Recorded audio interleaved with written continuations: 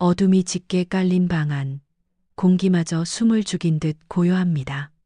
하지만 그 침묵을 깨는 것은 거친 숨소리와 떨리는 손끝이었습니다. 고성이는 마치 홀린 사람처럼 금고 앞에 섰습니다. 26년이라는 긴 세월 동안 그녀의 야망과 탐욕, 그리고 불안한 미래를 지켜주던 철옹성 같은 금고였습니다. 하지만 번호를 누르고 문이 열린 순간 그녀의 세계는 문자 그대로 정지해 버렸습니다. 금고 안은 마치 처음부터 아무것도 없었다는 듯 기괴할 정도로 텅 비어 있었습니다. 고성이의 안색은 순식간에 핏기를 잃고 하얗게 질려갔습니다. 아니야, 그럴 리 없어 현실을 부정하며 허공을 더듬는 손가락은 차가운 금속 바닥만을 긁어댈 뿐이었습니다. 5억 원이라는 거액의 현금, 그리고 자신의 목숨줄과도 같았던 비자금 장부와 횡령 증거 서류들. 그 모든 것이 연기처럼 사라졌습니다. 무릎을 꿇은 채 텅 빈 공간을 응시하던 그녀의 머릿속에 오늘 아침 남편 박진석의 모습이 스쳐 지나갔습니다. 평소답지 않게 커다란 여행 가방을 들고 집을 나서던 남편의 뒷모습. 그것은 작별 인사가 아니라 그녀를 향한 차가운 선전포고였습니다. 이미 다 알고 있었던 거야. 박진석, 당신이 감히 온몸이 사시나무 떨듯 떨려오고 심장 소리가 귀를 때렸습니다. 26년을 지켜온 나의 제국이 단 하룻밤 만에 먼지처럼 사라졌음을 깨닫는 순간이었습니다. 하지만 고성이는 무너지지 않았습니다. 아니, 무너질 수 없었습니다. 여기서 쫓겨난다면 그녀에겐 정말 아무것도 남지 않기 때문입니다. 과연 그녀는 이 절망의 구덩이에서 다시 기어 올라올 수 있을까요? 26년의 거짓말이 부른 이 처절한 몰락의 서막이 지금 막 올랐습니다. 텅 빈 금고 앞에 주저앉은 고성이의 귓가에 아침의 현관문 소리가 환청처럼 울려 퍼졌습니다. 그 소리는 평소보다 무거웠고 어딘가 불길한 예감을 동반하고 있었습니다. 아침 8시 박진석은 평소처럼 단정한 수트 차림이었지만 손에는 익숙한 서류 가방 대신 육중한 크기의 여행용 가방이 들려 있었습니다. 고성이는 그때까지만 해도 그 가방이 자신의 심장을 도려낼 칼날이 될 줄은 꿈에도 몰랐습니다. 오늘 출장이라도 가는 거예요? 라고 묻는 그녀의 목소리에 남편은 대답 대신 기묘한 침묵만을 남기고 떠났습니다. 이제야 모든 퍼즐 조각이 맞춰지기 시작했습니다. 그 커다란 가방 속을 가득 채웠을 것은 옷가지가 아니었습니다. 그녀가 26년 동안 남편 몰래 모아두었던 현금 5억 원과 박진석의 숨통을 조일 수 있다고 믿었던 비자금 및 횡령 관련 증거 서류들이었습니다. 남편은 사냥꾼이 먹잇감을 몰아넣듯 가장 평온한 얼굴로 그녀의 모든 퇴로를 차단하고 있었던 것입니다. 고성이는 온몸을 타고 흐르는 소름 돋는 소름에 팔을 감싸 쥐었습니다. 박진석이라는 남자가 가진 치밀함을 누구보다 잘 안다고 자부했지만 그 치밀함이 자신을 향할 때 얼마나 잔인해질 수 있는지는 간과하고 있었습니다. 내 돈, 내 서류들, 그걸 다 가져갔다고? 고성이의 입술이 파르르 떨렸습니다. 그것들은 단순한 종이 뭉치나 화폐가 아니었습니다. 이 집안에서 고성이라는 존재를 증명해주는 유일한 권력이자 남편이 자신을 함부로 하지 못하게 막아주던 마지막 방패였습니다. 남편은 이제 그 방패를 빼앗아 그녀의 목을 겨누는 무기로 바꾸어 놓았습니다. 26년이라는 세월 동안 그녀가 쌓아온 공든 탑이 남편의 조용한 발걸음 몇 번에 모래성처럼 허물어지고 있었습니다. 고성이는 거칠게 숨을 몰아쉬며 금고의 빈 공간을 다시 한번 확인했습니다. 아무것도 없었습니다. 지독하리만큼 완벽한 공백이었습니다. 평소에는 서류 가방만 들고 다니던 그가 왜 하필 오늘 여행 가방을 들었는지, 왜 아침 인사를 건네는 그녀의 눈을 피했는지 이제야 모든 것이 명확해졌습니다. 평소답지 않은 남편의 커다란 가방. 그것은 나의 파멸을 담는 관이었습니다. 하지만 절망은 이내 도끼로 변했습니다. 이대로 맨몸으로 쫓겨날 수는 없었습니다. 26년을 속여온 여자라면 그 세월만큼의 끈질긴 생명력이 있어야 했습니다. 그녀는 떨리는 손으로 바닥을 짚고 일어섰습니다. 박진석이 퇴근해 돌아올 때까지 그녀에겐 반격의 시간을 벌거나 최소한 이 집의 주인으로서 마지막 자존심을 지킬 전략이 필요했습니다. 하지만 그녀는 몰랐습니다. 남편이 준비한 것은 가방 하나만이 아니었다는 사실을요. 방 안을 미친 듯이 서성거리던 고성이는 반쯤 싸두었던 캐리어를 거칠게 닫아버렸습니다. 짐을 싸서 나가는 것. 그것은 남편이 바라는 완벽한 패배를 인정하는 꼴이었습니다. 아니, 절대 이렇게는 못 나가. 그녀는 입술을 깨물며 거울 속에 자신을 노려보았습니다. 화장은 번지고 눈동자는 충혈되어 있었지만 그 안에는 결코 꺾이지 않겠다는 비릿한 욕망이 타오르고 있었습니다. 그녀는 방을 나와 거실 소파에 앉았습니다. 이 집은 지난 26년 동안 그녀가 숨쉬고 모략을 꾸미고 자신의 왕국을 건설해온 요새였습니다. 고성이는 팔짱을 낀 채 정면의 현관문을 응시했습니다. 그녀의 머릿속은 복잡한 계산기로 변해 있었습니다. 박진석이 돈과 서류를 가져갔다면 그는 이미 모든 증거를 손에 쥐고 있다는 뜻입니다. 그렇다면 왜 아침에 당장 자신을 쫓아내지 않았을까? 아마도 남편은 그녀가 스스로 공포에 질려 도망치기를 기다리고 있었을 것입니다. 고성이는 그 심리적 함정에 빠지지 않기로 했습니다. 내가 이 집에서 보낸 시간이 얼마인데 이렇게 비참하게 쫓겨날 순 없어. 그녀의 중얼거림은 스스로를 향한 최면과도 같았습니다. 이 거실의 가구 하나, 벽지 하나에도 그녀의 손길이 닿지 않은 곳이 없었습니다. 아이들을 키우고 회장 부인으로서 사교계를 주름잡으며 누렸던 그 찬란한 권세들이 파노라마처럼 스쳐 지나갔습니다. 그 모든 영광이 단 한 번의 실수 혹은 단 한 번의 발각으로 사라진다는 사실을 그녀의 자존심은 허락하지 않았습니다. 그녀에게 이 집은 주거 공간이 아니라 그녀의 정체성 그 자체였습니다. 이곳을 나가는 순간 그녀는 재단 이사장도 회장 부인도 아닌 그저 사기꾼이자 횡령범으로 전락할 뿐이라는 것을 누구보다 잘 알고 있었습니다. 퇴근 시간까지 남은 몇 시간은 그녀에게 영겁의 시간처럼 느껴졌습니다. 째깍거리는 시계 소리가 마치 사형 집행을 앞둔 카운트다운처럼 방 안을 메웠습니다. 고성이는 소파에서 한 발짝도 움직이지 않았습니다. 퇴근해서 들어오는 박진석의 눈을 똑바로 쳐다보며 자신이 가진 마지막 카드를 던져야 했습니다. 설령 그것이 구걸이든 협박이든 아니면 눈물 섞인 거짓 연기든 상관없었습니다. 26년의 세월을 바친 이 집은 이제 그녀의 마지막 전쟁터가 되었습니다. 어둠이 서서히 거실로 스며들기 시작했습니다. 불도 켜지 않은 채 앉아있는 그녀의 실루엣은 마치 집을 지키는 망령처럼 기괴해 보였습니다. 그녀는 남편의 차 소리가 들리기를, 그리고 그가 문을 열고 들어와 자신과 마주하기를 기다렸습니다.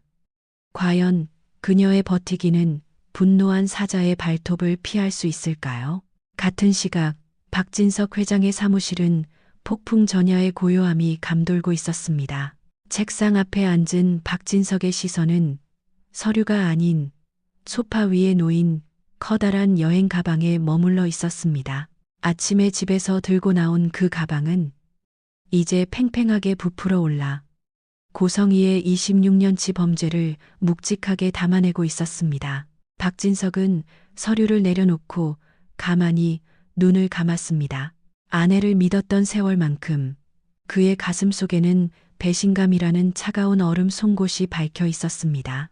고성애, 당신은 과연 지금쯤 무슨 생각을 하고 있을까? 박진석은 생각했습니다. 그녀가 순순히 짐을 싸서 나갔을 리 없다는 것쯤은 이미 알고 있었습니다. 26년을 속이며 살아온 여자의 독함은 평범한 사람의 상상을 초월할 것이기 때문입니다. 그녀는 분명 거실에 앉아 자신을 기다리고 있을 것입니다. 눈물을 흘리며 용서를 빌거나 아니면 뻔뻔하게 권리를 주장하며 맞서려 하겠지요. 남편에게 아내는 더 이상 가족이 아닌 반드시 제거해야 할 침입자일 뿐이었습니다. 박진석은 천천히 비서 호출 버튼을 눌렀습니다. 문을 열고 들어온 비서에게 그의 목소리는 낮고 단호하게 울렸습니다. 오늘 퇴근 후에 집으로 갈 건데 경호원 2명 대기시켜. 비서의 눈이 경악으로 커졌습니다. 평생 가정적이었던 회장님이 집에 경호원을 대동한다는 것은 상상도 못할 일이었기 때문입니다. 회장님, 경호원을요? 라는 질문에 박진석은 창밖을 내다보며 짧게 답했습니다. 혹시 모르니까. 그 짧은 대답 안에는 아내에 대한 일말의 신뢰조차 남아있지 않다는 단절의 선언이 담겨 있었습니다. 그는 다시 서류로 시선을 돌렸습니다. 그 서류들은 고성이가 재단에서 빼돌린 돈의 흐름을 낱낱이 기록하고 있었습니다. 하나하나의 숫자가 박진석의 자존심을 긁어댔습니다. 자신이 일군 제국 안에서 가장 가까운 사람이 기생충처럼 영양분을 빨아먹고 있었다는 사실에 그는 깊은 혐오를 느꼈습니다. 이제 연극은 끝날 시간이었습니다. 그는 시계를 확인했습니다. 저녁 6시, 사냥꾼이 사냥터로 돌아갈 시간이 다가오고 있었습니다. 박진석은 가방을 챙겨 일어섰습니다. 경호원들은 이미 로비에서 대기 중일 것입니다. 그는 오늘 밤 자신의 인생에서 가장 오랫동안 이어져 온 잘못된 인연을 끊어내려 합니다. 그것은 단순한 이별이 아니라 오염된 부분을 도려내는 잔혹한 수술이 될 것입니다. 경호원 2명 대기시켜. 이 짧은 한마디가 불러올 피바람은 누구를 향한 것이었을까요? 저녁 6시 30분. 마침내 도어록의 전자음이 고요한 정적을 깨뜨렸습니다. 거실 소파에 석상처럼 앉아있던 고성이의 눈빛이 날카롭게 빛났습니다.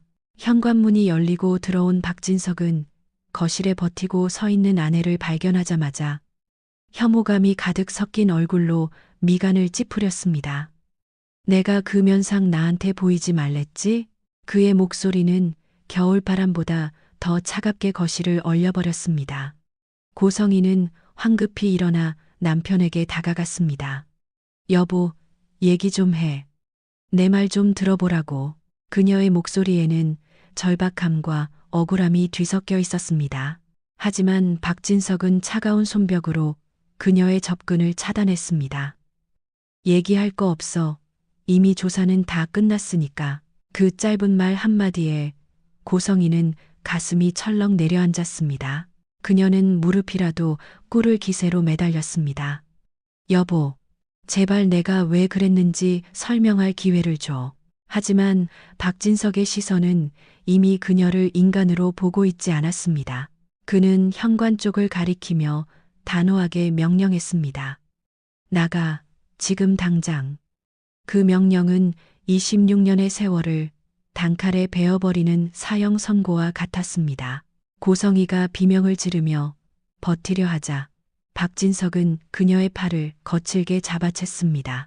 한때 다정하게 감싸주던 그 손은 이제 사정없는 기계처럼 그녀를 현관으로 끌고 갔습니다. 이거나 놓으라고. 그녀의 발버둥은 무력했습니다. 현관 앞에 다다랐을 때 고성이는 마지막 남은 도끼를 내뿜으며 소리쳤습니다. 당신, 내 금고에 있던 거 다 빼간 거 맞지? 그거라도 돌려줘. 그럼 나갈 테니까. 그 말에 박진석이 걸음을 멈추고 그녀를 돌아봤습니다.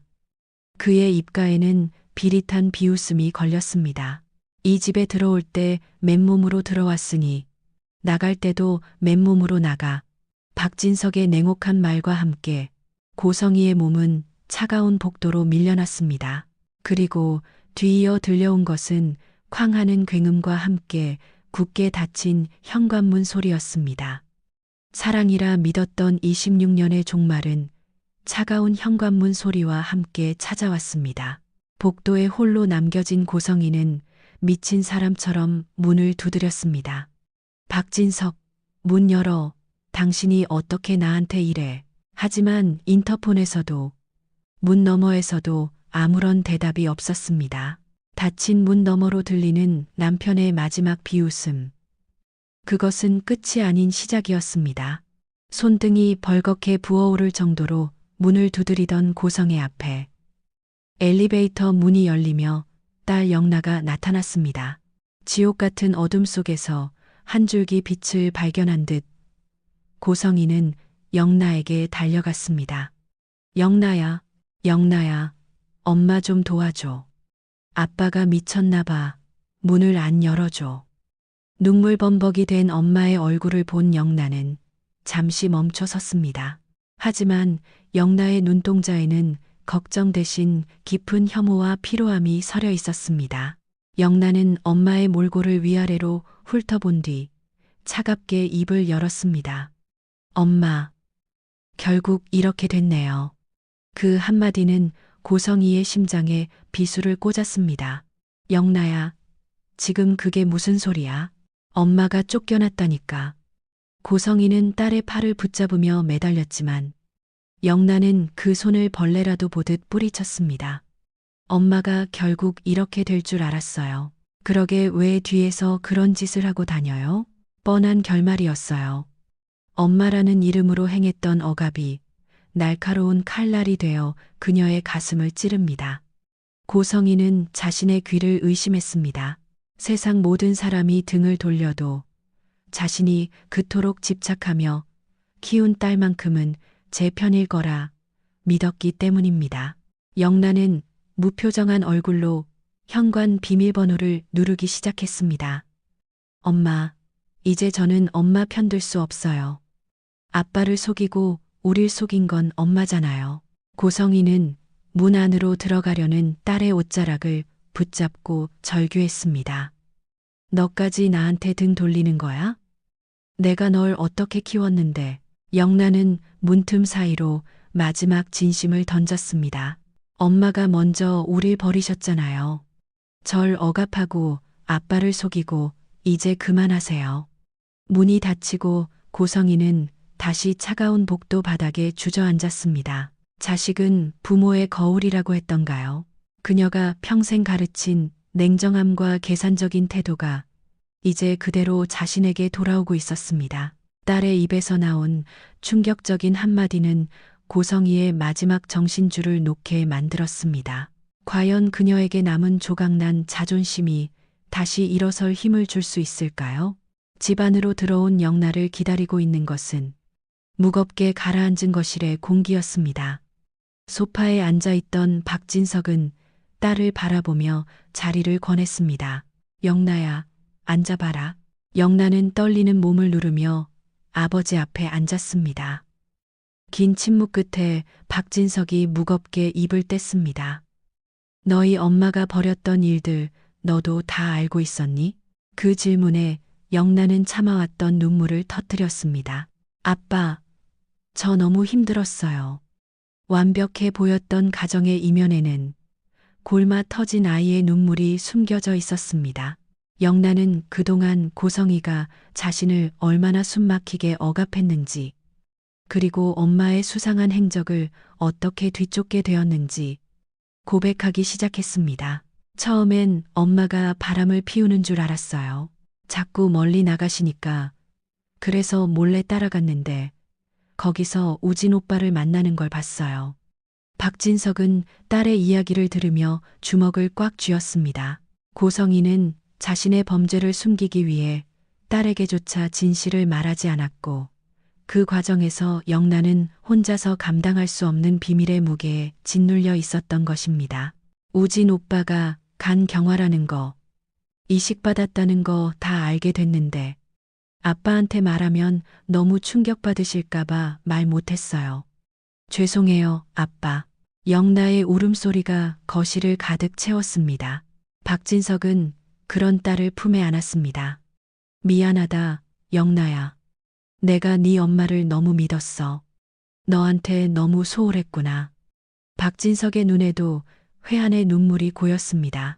그는 아내의 배신보다도 그 배신 때문에 고통받았을 자식의 상처에 더 큰 분노를 느꼈습니다.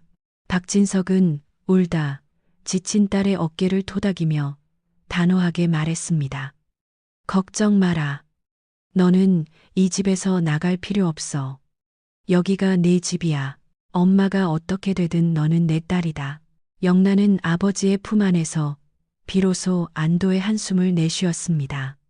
하지만 그것은 고성이에게는 완전한 고립을 의미했습니다. 남편의 분노와 딸의 폭로. 박진석은 이제 어떤 결단을 내리게 될까요?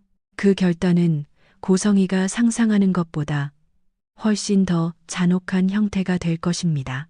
다음 날 아침 헝클어진 머리와 초췌한 얼굴의 고성이가 집 근처 골목에 숨어 있었습니다.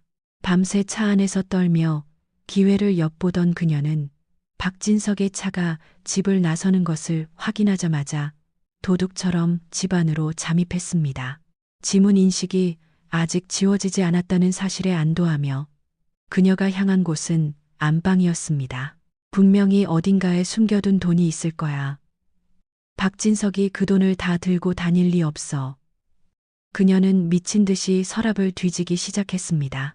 화장대 서랍 깊숙이 숨겨진 것은 희망이 아니라 처절한 멸시였습니다.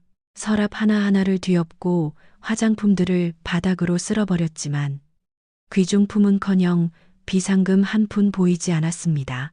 절망적인 심정으로 화장대의 맨 마지막 서랍을 열었을 때 거기에는 흰 봉투 하나가 덩그러니 놓여 있었습니다.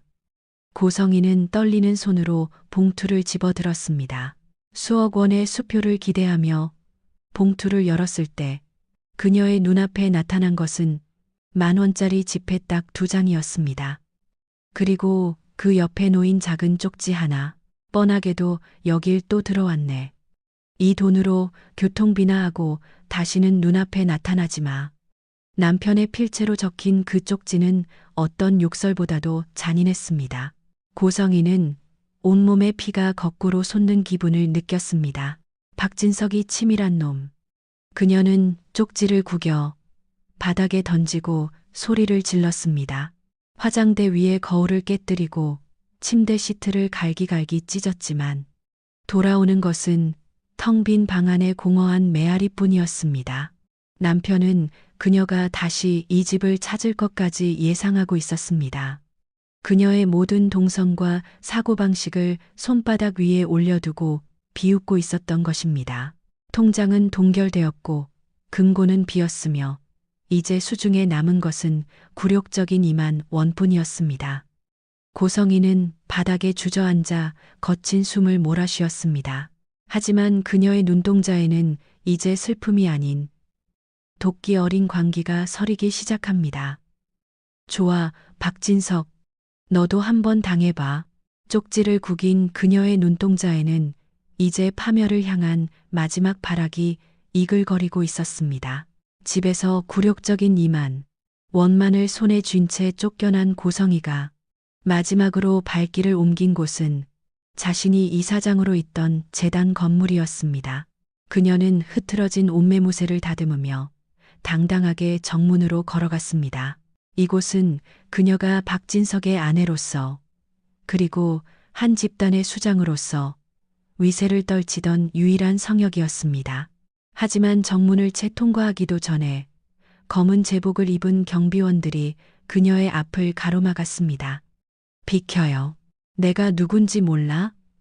이 재단 이사장이야. 고성이가 고함을 쳤지만 경비원들의 눈빛에는 예전의 경외심 따위는 없었습니다. 이사장님, 여기 들어오실 수 없습니다. 경비원의 목소리는 기계처럼 차가웠습니다. 고성이는 분노로 얼굴이 불그락 단락해졌습니다. 무슨 소리야? 내가 이사장이라고. 당장 비키지 못해? 그녀가 경비원을 밀치고 들어가려 했지만 건장한 남성의 힘을 당해낼 수는 없었습니다. 경비원은 무표정한 얼굴로 덧붙였습니다. 이사장님은 어제 자로 사임 처리되셨습니다. 회장님께서 직접 지시하신 사항입니다. 그 한마디에 고성이는 머리를 망치로 맞은 듯 멍해졌습니다. 자신이 주인이라 믿었던 성벽은 이제 그녀를 밀어내는 거대한 장벽이 되었습니다. 내가 언제 사임했어? 내가 사표를 낸 적이 없는데. 그녀의 절규는 대리석 로비에 공허하게 울려 퍼졌습니다. 박진석은 이미 법적으로, 행정적으로 그녀의 모든 권력을 박탈해둔 상태였습니다. 재단 이사장이라는 직함은 그녀에게 남은 마지막 사회적 가면이었으나 남편은 그 가면마저 무참히 벗겨버렸습니다. 경비원들에게 떠밀려 계단 아래로 내려온 고성이는 비참하게 넘어져 건물 외벽을 노려보았습니다. 박진석한테 전해 내가 가만 안 둘 거라고. 하지만 그녀를 돌아보는 직원은 아무도 없었습니다. 어제까지만 해도 고개를 숙이던 이들이 이제는 그녀를 투명인간 취급하며 지나쳐 갔습니다. 권력이 사라진 자리에 남은 것은 초라한 중년 여성의 발악뿐이었습니다. 당신들, 내가 누군지 알아?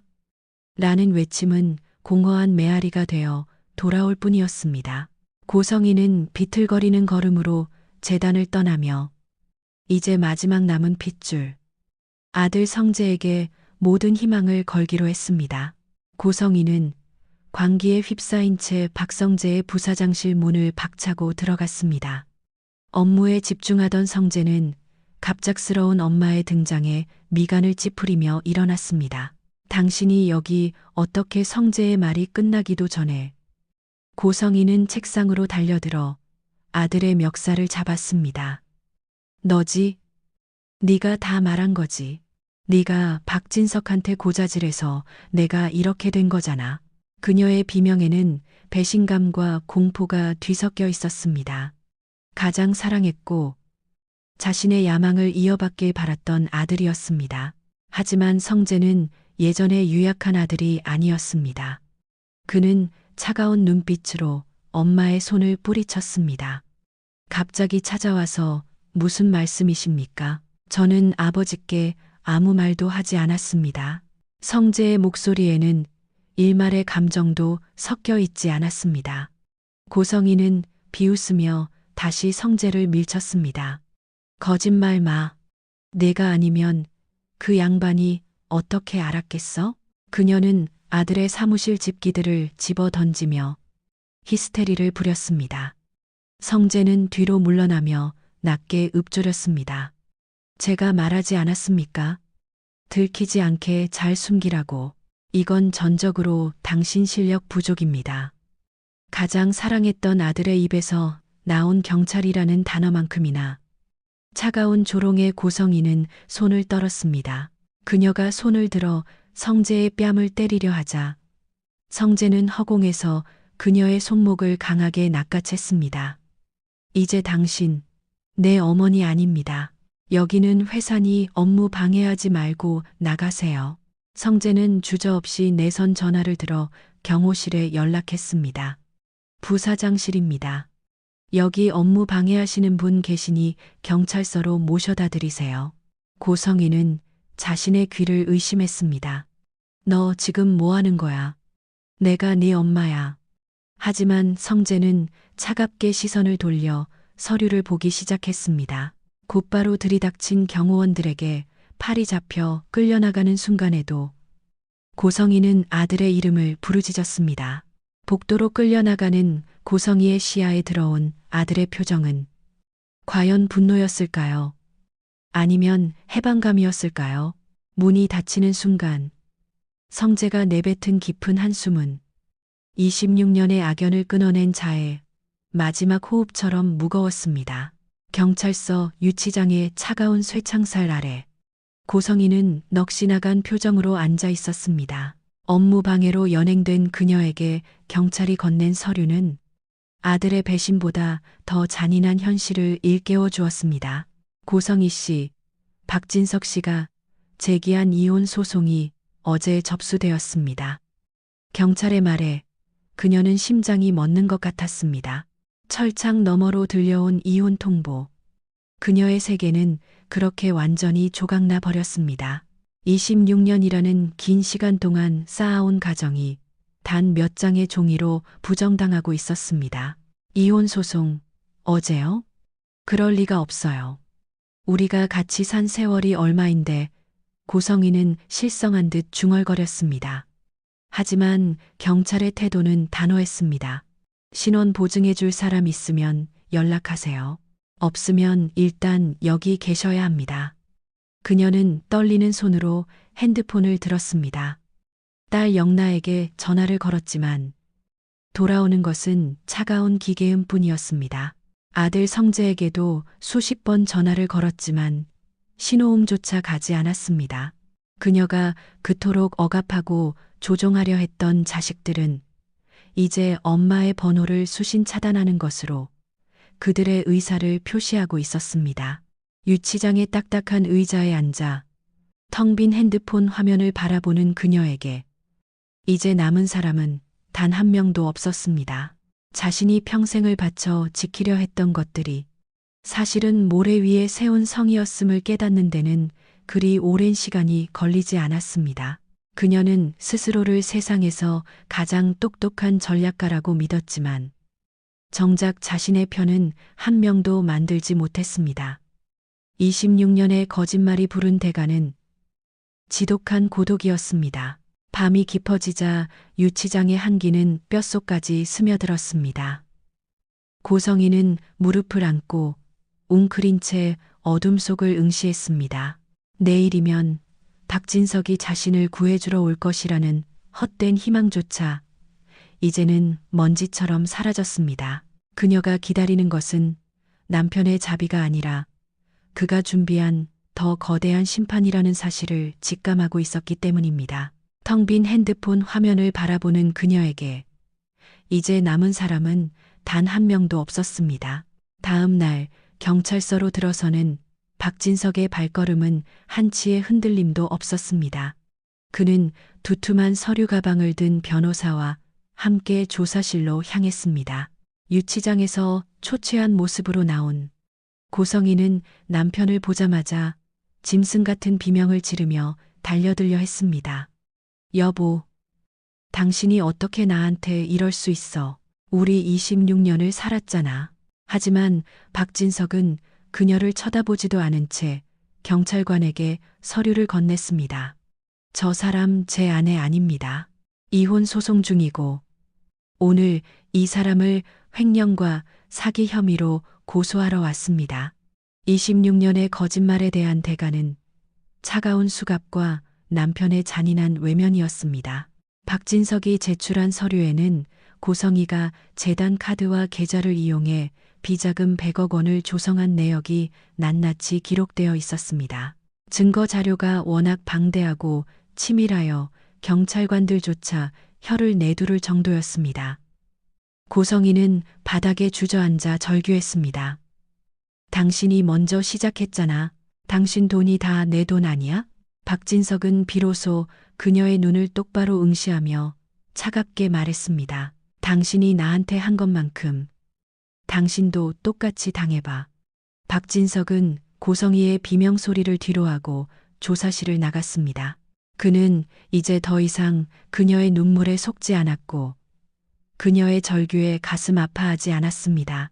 정의라는 이름의 칼날은 그녀가 스스로 빚은 범죄의 기록들로 연마되어 있었습니다. 고성희는 경찰들에 의해 다시 유치장으로 끌려갔습니다. 박진석, 당신 후회할 거야. 내가 가만 안 둘 거야. 뒤돌아보며 소리치는 그녀의 외침은 이제 아무런 힘도 없는 패자의 비명일 뿐이었습니다. 경찰서 정문을 나서는 박진석의 등 위로 차가운 겨울 햇살이 내리쬐었습니다. 그는 이제야 26년간 가슴에 얹혀있던 체증이 내려가는 기분이었습니다. 진실은 때로 잔혹하지만 거짓으로 유지되는 평화보다는 훨씬 가치 있다는 것을 그는 뼈저리게 느꼈습니다. 당신 후회할 거야. 라는 비명 뒤에 숨겨진 진실. 박진석은 이미 그녀의 인생을 완벽하게 끝낼 다음 수를 준비하고 있었습니다. 사건이 마무리되어 갈 무렵 박진석은 아들 성재의 사무실을 다시 찾았습니다. 그는 창밖을 멍하니 바라보며 술로 밤을 지새우는 아들의 어깨를 잡았습니다. 성재야, 이제 그만 괴로워해라. 고성의 일은 끝났다. 박진석은 성재에게 뜻밖의 제안을 건넸습니다. 수빈의 오빠가 AP그룹 대표라는 사실을 언급하며 그동안 고성이가 자신의 죄를 감추기 위해 두 사람 사이를 방해했음을 고백했습니다. 내가 잘못 생각했다. 이번엔 방해 안 할 테니 수빈 양을 다시 잘 만나봐. 악인이 사라진 자리에는 비로소 멈췄던 진심이 다시 흐르기 시작합니다. 성재는 아버지의 허락에 참았던 눈물을 흘리며 고개를 숙였습니다. 한편 일주일 뒤 고성이의 구속영장이 발부되었습니다. 수많은 기자의 플래시 세례를 받으며 호송차에 오르는 고성이의 얼굴은 예전의 화려함은 온데간데 없이 무너져 있었습니다. 그녀는 수건으로 얼굴을 가린 채 고개를 숙였습니다. 호송차의 육중한 문이 닫히고 엔진 소리가 멀어질 때 그녀의 뇌리에는 자신이 버렸던 가족들의 이름이 하나씩 스쳐 지나갔습니다. 하지만 그 누구도 그녀를 배웅하러 오지 않았습니다. 그녀가 그토록 집착했던 돈도 권력도 자식들도 이제 그녀의 곁에는 없었습니다. 호송차에 닫힌 문 너머 고성이가 마지막으로 떠올린 이름은 누구였을까요? 아마도 그녀가 유일하게 진심으로 대했다고 믿었던, 그러나 결국 자신의 도구로 삼으려 했던 아들 성재였을지도 모릅니다.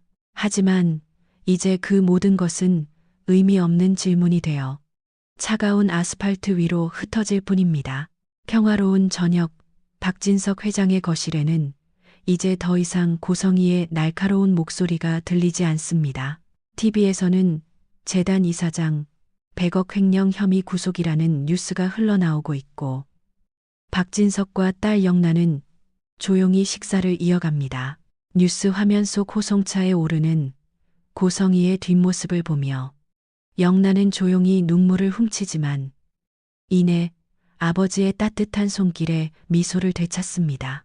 화려한 성 뒤에 숨긴 거짓은 결국 자신을 가두는 감옥이 되었습니다.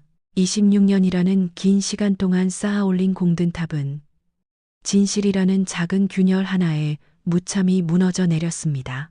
결국 우리 인생에서 가장 중요한 것은 얼마나 화려하게 사느냐가 아니라 얼마나 정직하게 곁에 있는 사람들을 대하느냐는 것이겠죠. 고성이의 추락은 우리에게 그런 평범하지만 무거운 교훈을 남깁니다.